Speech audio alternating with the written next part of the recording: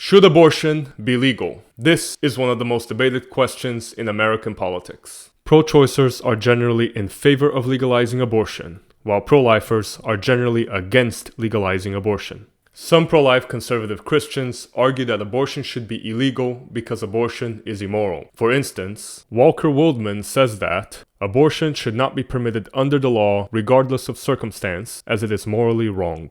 But in this video, I will explain why this argument is problematic. I can criticize a pro-life argument and still be pro-life, just like I can criticize a pro-choice argument and still be pro-choice. As a matter of fact, in my next video, I will criticize the slogan, "My body, my choice." So, in this video, I will criticize a pro-life argument that some conservative Christians use. But that does not mean that I am opposing the pro-life position or Christianity or conservative Christianity. The purpose of this video is just to incentivize pro-life conservative Christians to think of a better pro-life argument.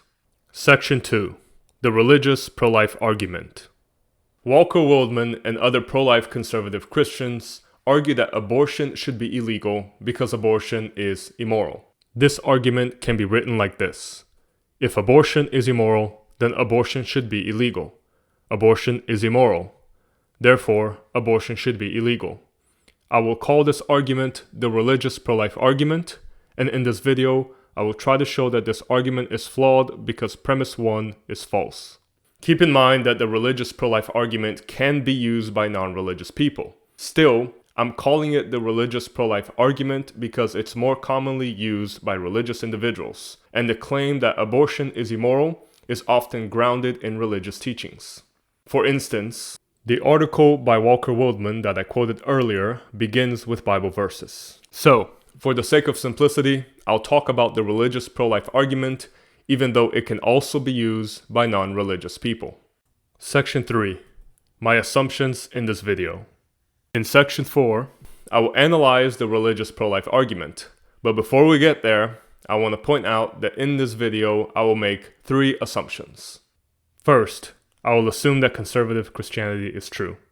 Second, I will assume that X is immoral means X is against God's commands or God's desires. And third, I will assume that abortion is immoral. Let's start with the first assumption. I want to show that the religious pro-life argument is flawed from a conservative Christian perspective. So I'll assume that conservative Christianity is true. That's why I will only quote Christian sources that are theologically conservative. For instance, I will quote Thomas Aquinas, who is one of the most influential Christian theologians of all time, and I will quote gotquestions.org, which self-identifies as evangelical and theologically conservative, and which says that homosexual behavior is sinful, and that those who practice homosexuality are not saved. I will also quote Ken Ham, the founder of Answers in Genesis, Brian Holdsworth, a Catholic YouTuber, James N. Anderson, a minister in the Associate Reformed Presbyterian Church, and Trent Horn, a Catholic apologist. If you think that I included non-conservative sources in this video, then let me know in the comments. Here's the second assumption that I will make. X is immoral means X is against God's commands or God's desires. So I will assume that God determines what is moral and what is immoral. This is a God-centered approach to morality, which is compatible with conservative Christianity. As Ken Ham says, we don't get to decide for ourselves what's right and wrong. God decides. Third and finally, I will assume that abortion is immoral. So I'll assume that premise 2 of the religious pro-life argument is true.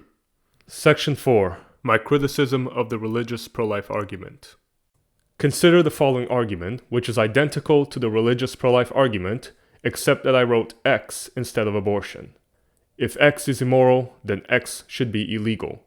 X is immoral. Therefore, X should be illegal. The problem is that premise 1 is false. According to conservative Christianity, just because something is immoral does not mean that it should be illegal. This is accepted by many conservative Christians. For instance, in the first 3 minutes of his video, Should Sin Be Illegal?, Brian Holdsworth says that just because something is immoral does not mean that it should be illegal. Furthermore, James N. Anderson says that premise 1 is false when he says that not every immoral action should be illegal. Also, Trent Horn says that premise 1 is false when he says that God allows the evil of divorce. In addition, Ken Ham says that premise 1 is false when he says the following: divorce was never part of God's initial design, and yet he tolerated it, and even made provision for it in the law, and even now under certain specific circumstances, because of hardness of heart. Polygamy was never part of God's design, yet God graciously chose to tolerate the violation of his design, as he did and does in cases of divorce, likely because of hardness of heart. Here's one last example. St. Thomas Aquinas and St. Augustine concluded that the immorality of prostitution was not sufficient to justify a prohibition of the practice by civil governments. As you can see, multiple conservative Christians believe that premise 1 is false. Likewise, I argue that even if conservative Christianity is true, the immorality of abortion is not sufficient to determine that abortion should be illegal. So premise 1 of the religious pro-life argument is false. To prove my point, I will discuss two examples: divorce and polygamy, at least in the past. I could have used other examples such as atheism. Besides, many Christians agree that atheism is immoral, yet atheism should not be illegal. Nonetheless, I will focus on divorce and polygamy because they are two easy examples derived from the Bible. Let's start with the first example, divorce. Most conservative Christians agree that many cases of divorce are immoral. However, God said that those cases of divorce should still be legal. In their article called "What Does the Bible Say About Divorce and Remarriage?", the authors of GotQuestions.org explain that God hates divorce and that marriage should be a lifetime commitment, but God realizes that divorces are going to occur, which is why he laid down some laws to protect the rights of divorcees. And Jesus pointed out that these laws were given because of the hardness of people's hearts, not because such laws were God's desire. This is confirmed by Aquinas, who says that divorce was legalized by God because of the benefits that would be brought about, such as the prevention of wife murder. As Aquinas says, the bill of divorce was permitted in the law for the sake of preventing a greater evil, namely wife murder, to which the Jews were prone on account of the corruption of their irascible appetite. Here's an illustration of what Aquinas is referring to. Suppose that a man has a wife that is loyal to him. However, this man is a wicked husband that wants a new wife for whatever reason. Maybe he wants a younger wife or a wife that is more politically advantageous to him. Now, suppose that it is illegal for this man to divorce his loyal wife. The husband may feel trapped and frustrated, and eventually he may become so angry that he kills his wife. You see, divorce was permitted to prevent wicked men from committing wife murder when trapped in an unwanted marriage. God allowed divorce to protect innocent wives. That is Aquinas' point. To summarize, God legalized divorce because it was more beneficial to legalize it than to not legalize it, even if divorce is immoral. So, God does not agree with premise 1. In other words, God rejects the claim that if X is immoral, then X should be illegal. Here's the second example that shows that premise 1 is false: polygamy, at least in the past. I say at least in the past because some people say that God allows polygamy nowadays, but in this video, I will avoid that debate. Most conservative Christians agree that polygamy is immoral. However, at least in the past, God said that polygamy should be legal. Here is an explanation by the authors of GotQuestions.org. The Bible does not specifically say why God allowed polygamy, and we must remember that allowance is not the same as approval. As we speculate about God's permissive silence, there is at least one key factor to consider. In patriarchal societies, it was nearly impossible for an unmarried woman to provide for herself. Women were often uneducated and untrained. Women relied on their fathers, brothers, and husbands for provision and protection.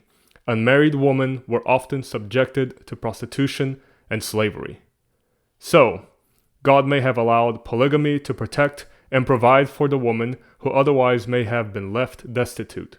A man would take multiple wives and serve as the provider and protector of all of them. While definitely not ideal, living in a polygamous household was far better than the alternative of prostitution, slavery, or starvation. So, as with God's legalization of divorce, God's legalization of polygamy is enough to show that God does not agree with premise 1.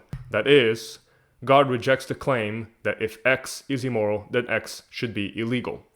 As with divorce, God permitted polygamy because God believes that in order to determine whether something should be legal, we should analyze the consequences of legalizing it. That is confirmed by 2 conservative Christian sources. First, the authors of gotquestions.org, who say that God seems to have allowed polygamy to solve a problem. And second, Thomas Aquinas, who says that the dispensation to have several wives was permitted in the law for the sake of obtaining a greater good. To summarize, I used 2 examples to show that according to conservative Christianity, the claim if X is immoral, then X should be illegal is false. When we apply that to abortion, this means that according to conservative Christianity, the claim if abortion is immoral, then abortion should be illegal is false. In other words, premise 1 of the religious pro-life argument is false, even if conservative Christianity is true. That's my criticism of the religious pro-life argument. What do you think? Is it a good criticism or does it have problems? Let me know in the comments. Section 5. What pro-life conservative Christians should do. If my criticism of the religious pro-life argument is good, and you are a conservative Christian that wants to be pro-life, then you should do 2 things. You should use another pro-life argument, and you should make sure that my criticism doesn't apply to any pro-life argument that you use. Let's talk about these 2 things before I wrap up this video. Section 5.1. An alternative pro-life argument.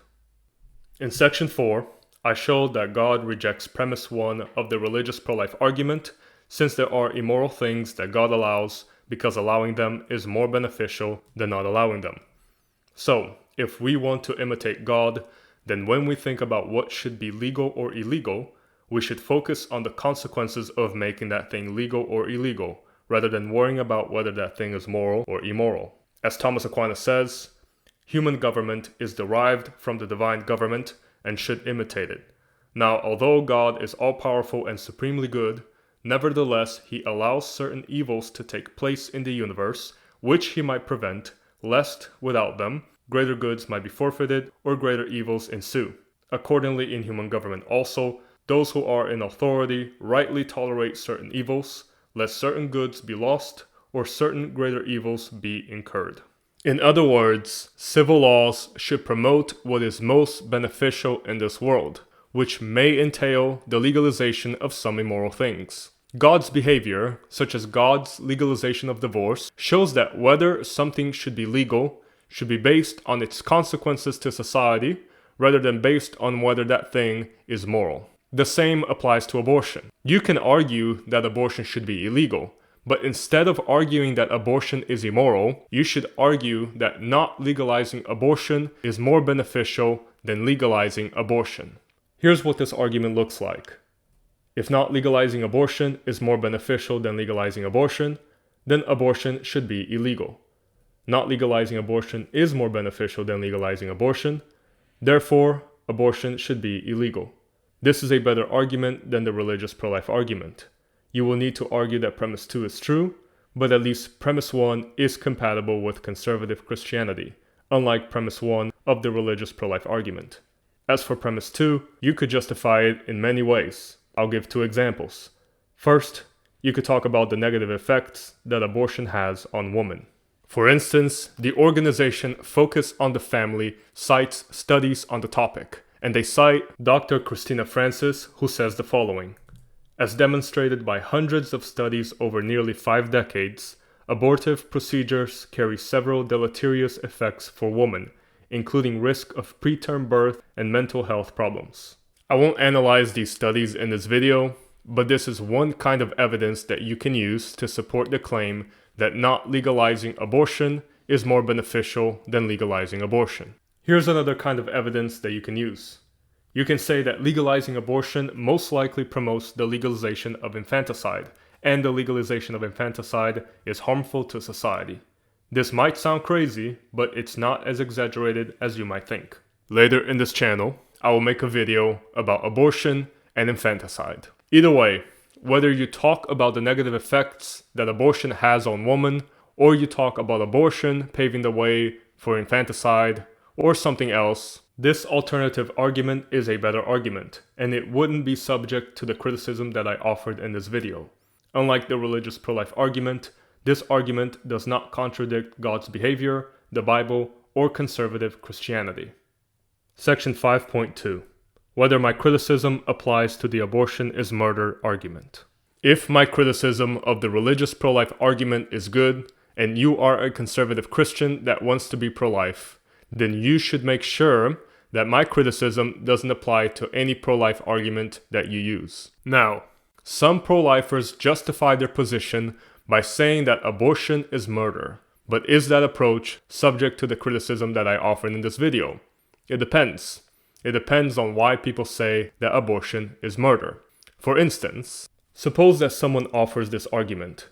Abortion is murder, murder is immoral, therefore abortion is immoral. If abortion is immoral, then abortion should be illegal. Abortion is immoral, therefore abortion should be illegal. If that is the abortion is murder argument, then my criticism applies to premise 3. In this video, I argue that premise 3 is false because the immorality of abortion is not sufficient to determine that abortion should be illegal, even if conservative Christianity is true. But now consider this argument. Abortion is murder.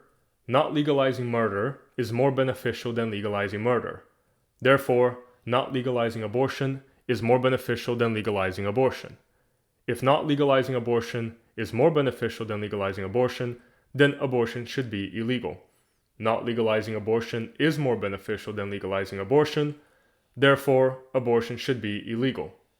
Is this argument subject to the criticism that I offered in this video? No, because this argument does not say that the immorality of abortion is sufficient to determine that abortion should be illegal. So, just because someone says that abortion is murder does not mean that I criticize their argument. It all depends on what they infer after that. If a pro-lifer says that abortion is murder, then I would ask why they are saying that. If they are using the statement abortion is murder to infer that abortion is immoral, and then to infer that abortion should be illegal, then I would criticize their argument, since I would criticize the inference from abortion is immoral to abortion should be illegal. But if they don't make that inference, then my criticism does not apply. Section 6. Conclusion.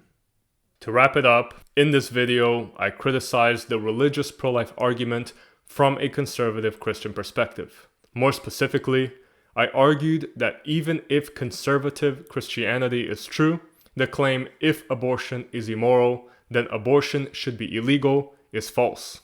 I did not say that abortion should be legal, or that Christianity is false, or that conservative Christianity is false. I only said that the religious pro-life argument is not a good argument, and that pro-life conservative Christians should think of other arguments to justify their pro-life position. What do you think? Leave a comment below if you have any thoughts, criticisms, questions, or suggestions. And whether you're pro-life, pro-choice, or undecided, please leave a like if you enjoyed this video, or if you want me to analyze other stuff. Thank you for watching, and I hope to see you in the next video where I will explain why I think pro-choicers should not use the slogan, "My body, my choice."